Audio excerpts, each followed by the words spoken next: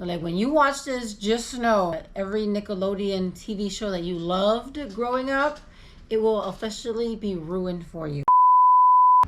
Yo, what's good, everybody? It's your boy Byron. It's your girl Mina, and we are back with another video. All right, so today is a little different. Very different. You can go ahead and let them know what it's about. Okay, well, today we're going to be talking about the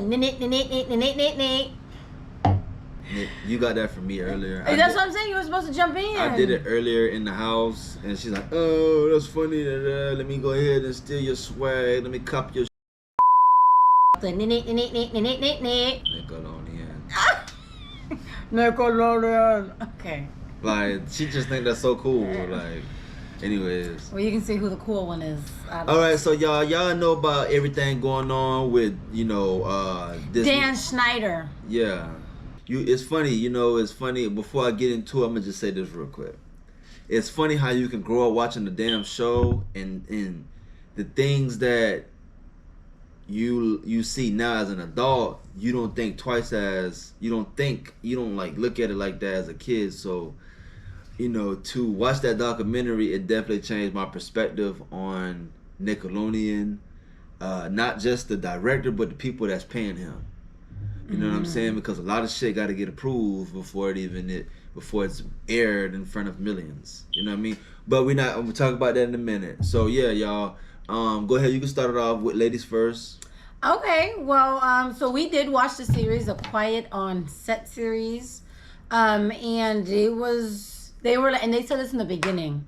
They're like, when you watch this, just know every Nickelodeon every Nickelodeon TV show that you loved growing up, it will officially be ruined for you. And it actually did just that. Yeah, for sure. Yeah, like, we can't watch anything the same. And I grew up on like a lot of those videos. What were his videos? It was Zoe 101, Victorious, Drake and Josh, iCarly,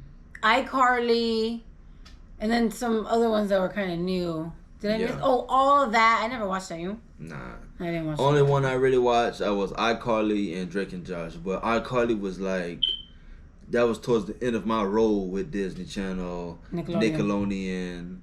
That was the end of my role with those two networks. So iCarly was like the end of my role. I was like 14, 15 when that came out. You know what I'm saying? But, those were representations of things that were pure to me. Those kids always being so happy on screen, just appealing to that lifestyle of, I'm going to play all day.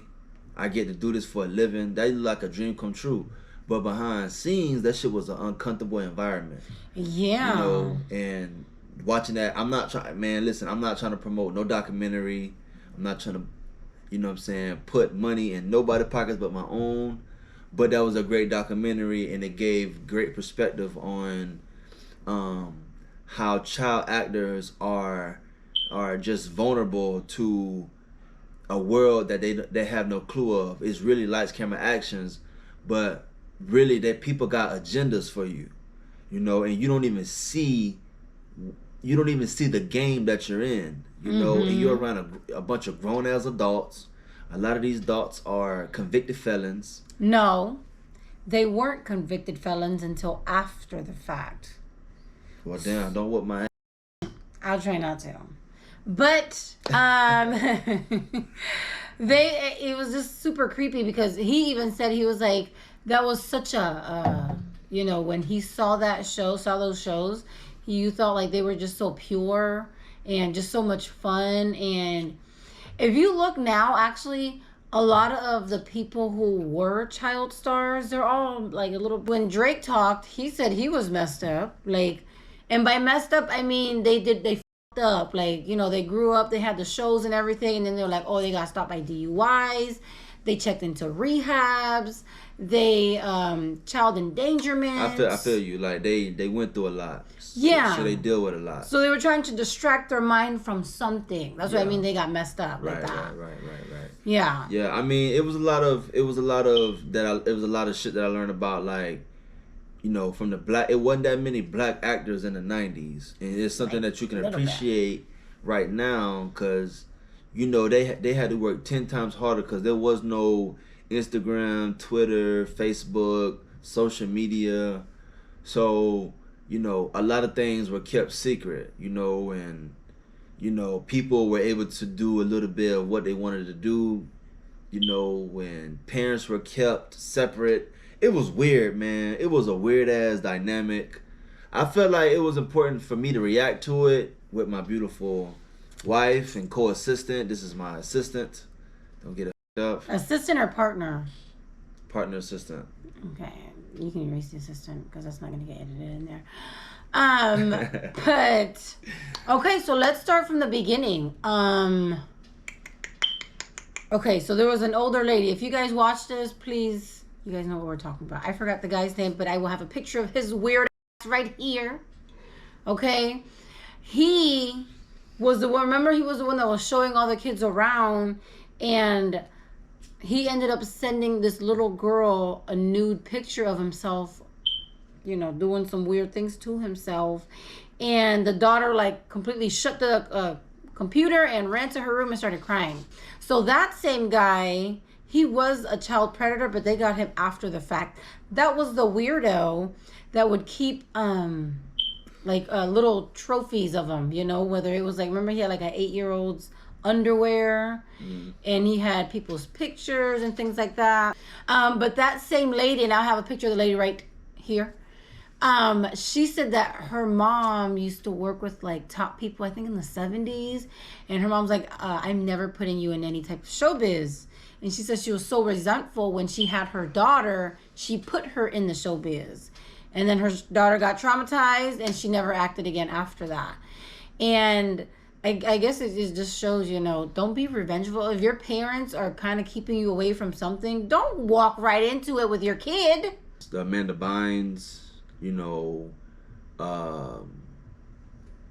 how close he got with her from the TV shows to the movies to her falling out with her parents and shit. I heard that she moved in with him At like 15. like 15 years old.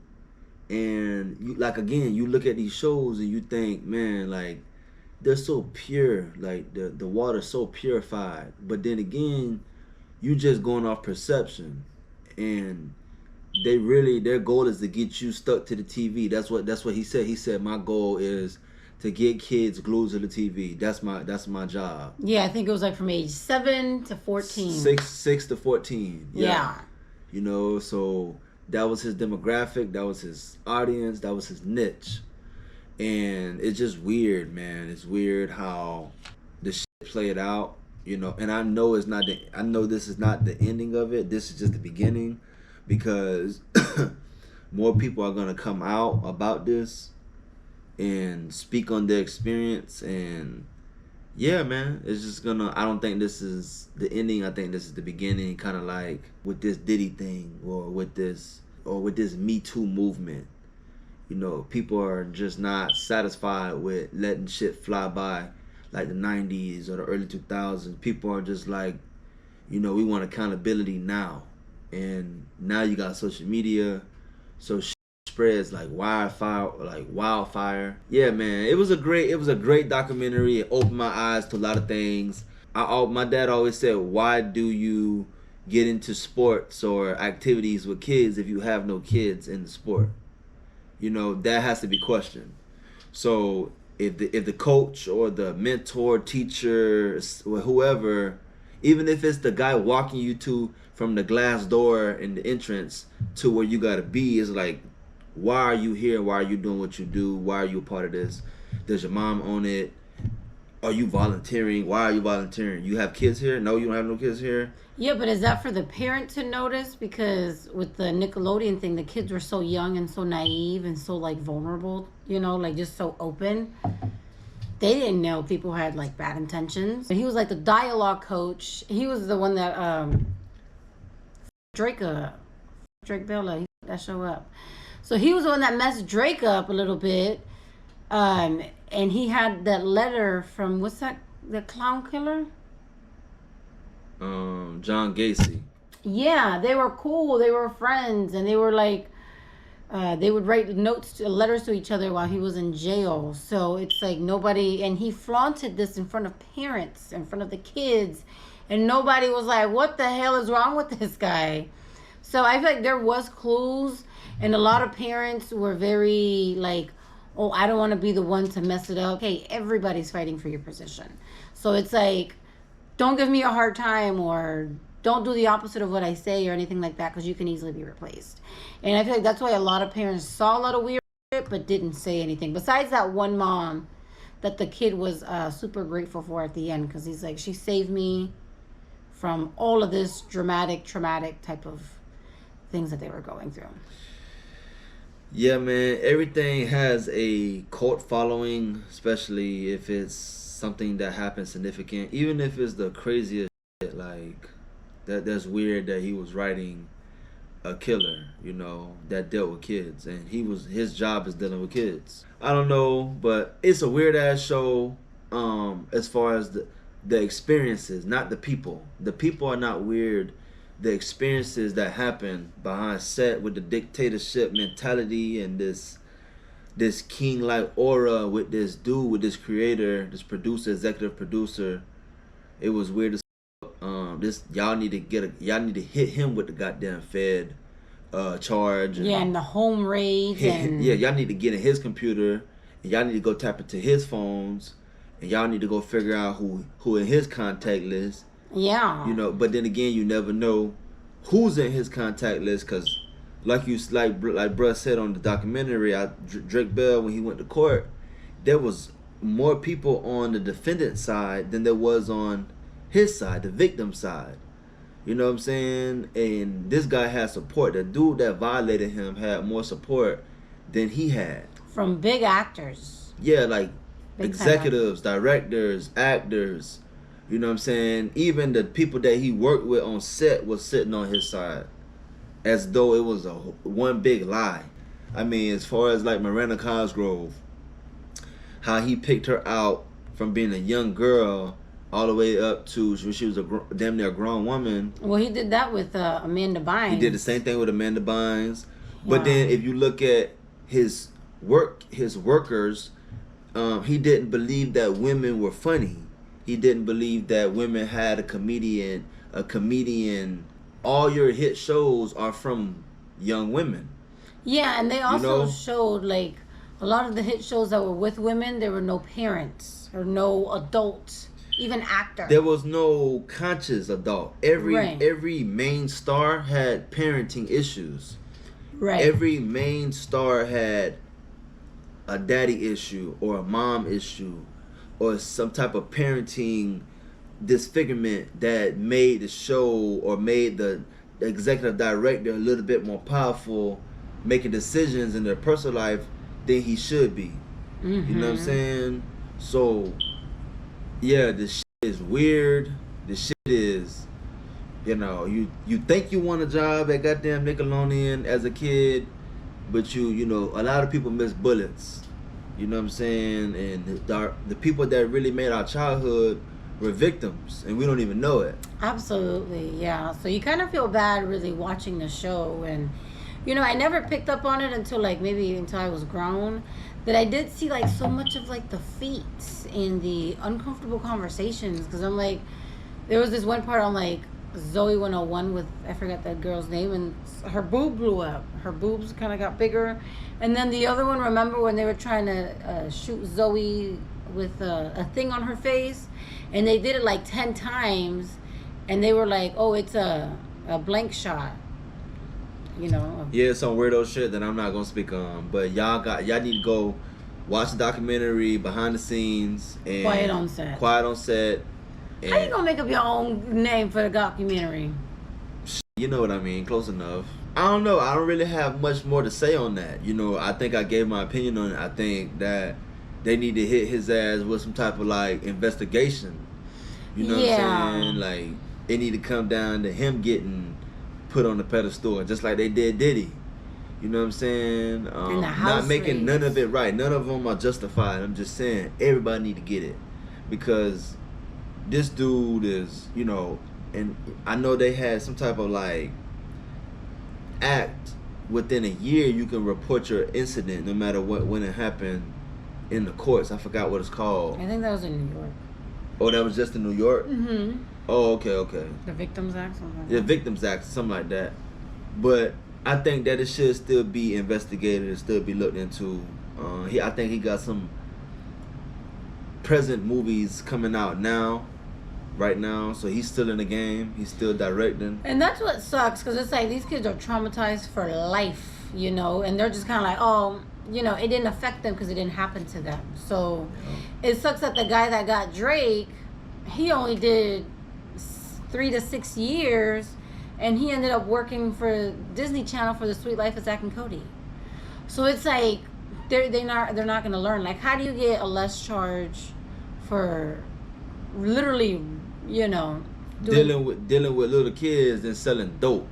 Well, like, make it make sense. So it's but then you got the government putting out goddamn over-the-counter prescription dope, the same dope you put behind prisoners, you know what I'm saying, or, you know, motherfuckers that's for selling like Oxy or like that. Exactly, y'all sell the same.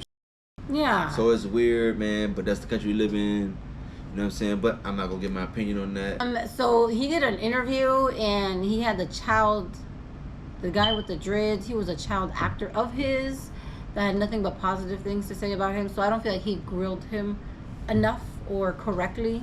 Because he's like, oh, I'm so sorry for what I did. I know it was a bad work environment. The people had to give me massages, and I was a little mean. And it's like, that's not what we're talking about. We're talking about, like, you know, the Amanda Bynes, like, she had to spit into, like, a little green bottle.